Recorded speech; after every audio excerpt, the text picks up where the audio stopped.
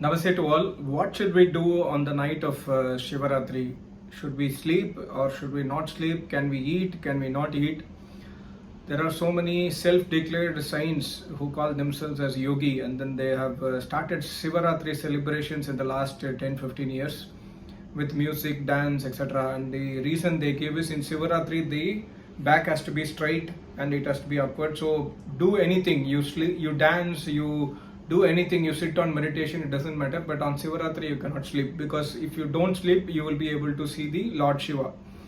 There is no reference of Lord Shiva in the Vedas. Lord Shiva means the husband of Parvati, because Vedas do not accept the idols or accept the avatar of Almighty God. And secondly, there is no reference of Shivaratri celebrations in the Vedas. Nights have been made by Almighty God for us to take peaceful sleep, and Almighty God very clearly says that sleep early and then rise early from the bed. And this cycle has to be maintained at any cost, and we should not miss even one night for sleep.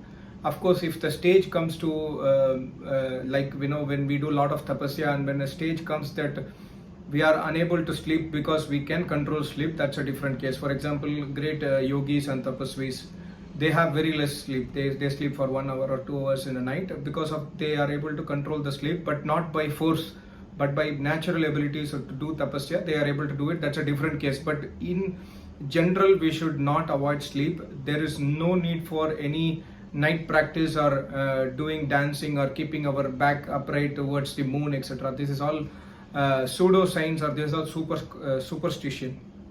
Maharishi Dayananda Saraswati describes his biography by his own mouth, and then he says, once my father asked me to observe the vows of Shivaratri, but I did not agree. Then he narrated me the story of Shivaratri.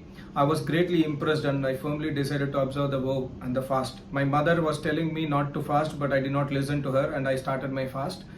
There is a big temple nearby locality where I lived. On the day of Shivaratri, many people had assembled there to pray.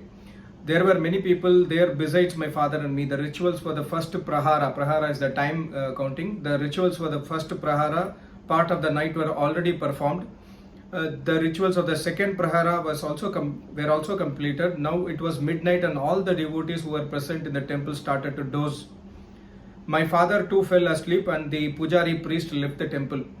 I kept myself awake because I feared that my vows would not be completed if I fell asleep. And a miracle happened. Rats came out of their holes and were running around and climbing on the idol of Mahadeva, which is the Shivlinga basically. They began to eat the offerings that were placed there. I kept on watching the rats with awe. One day earlier, I had already listened to the Katha of Shivaratri from my father. I was told how terrible Lord Shiva was and how great was his power, his weapons, the Pashupata Ashtra, etc. and about his means of transportation, the bull, etc. And knowing all these and then looking at the deeds of the tiny creatures, I was greatly awestruck. My mind was full of questions. I asked myself why Shiva, who killed the mighty demons, was not able to protect himself from these rats.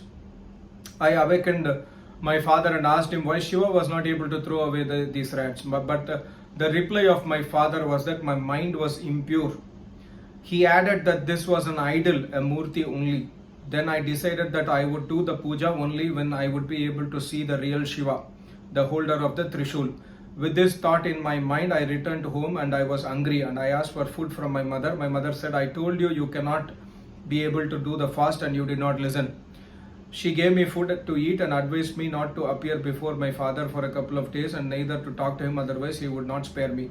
So this happened in the night of Shivaratri. So this story is a classic example. This story is actually the turning point of Maharishi Dayananda Saraswati life, where he left idol worship and then he firmly believed that there is no Almighty God inside the idol. In fact, many people will argue that God is omnipresent, so what is the problem in worshipping an idol, because God is also inside the idol. Please understand, God is different and God being omnipresent is different. Almighty God says in the Vedas and also Yoga Shastra says, Desh Bandhasya Chittasya Dharana. We have to search Almighty God where He is available and also where you are available.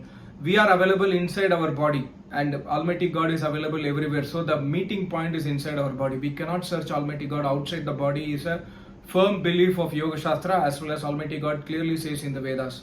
So Shivaratri celebration is basically, today's celebration is basically to make money, and secondly, going to temple and doing abhisheka, aradhana, etc. It's number one, waste of time, waste of money, and waste of resources.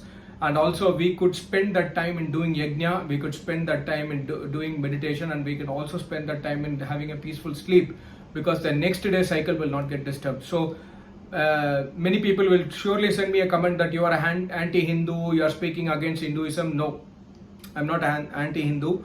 Hinduism, the base of Hinduism is 4 Vedas. So we have to respect, Vedas are the authority, Vedas are called as Agam Praman, Vedas are the ultimate authority, ultimate scriptures. So because it is emanating from Almighty God. So if Vedas deny idol worship, if Vedas deny Almighty God does not take avatar, if Veda says that, we have to obey that preachings. We cannot obey Shiv Purana or whatever Puranas. That Shiv Purana says do Shiv Raatri Puja. Shiv Purana is written by a human being, not by Vyas Muni. In the name of Vyas Muni, Shiv Purana was written, but Shiv Purana was written 2000 or 1500 years back. If you read the book Light of Truth, every proof is mentioned in there. And also Shiv Purana has got lot of stories which are totally unscientific, which can never be written by a Rishi Muni like Vyas Muni.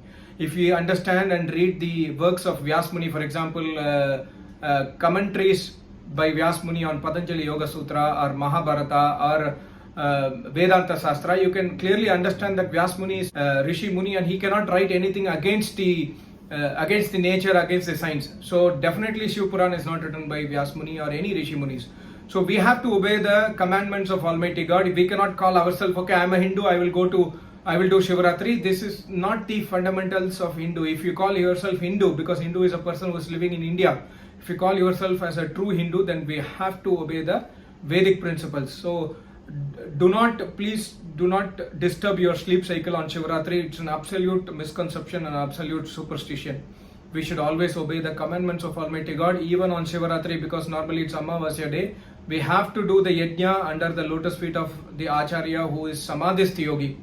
Then we have to do the yajna, and we have to do the everyday name jap and Ashtanga Yoga practice. That is enough.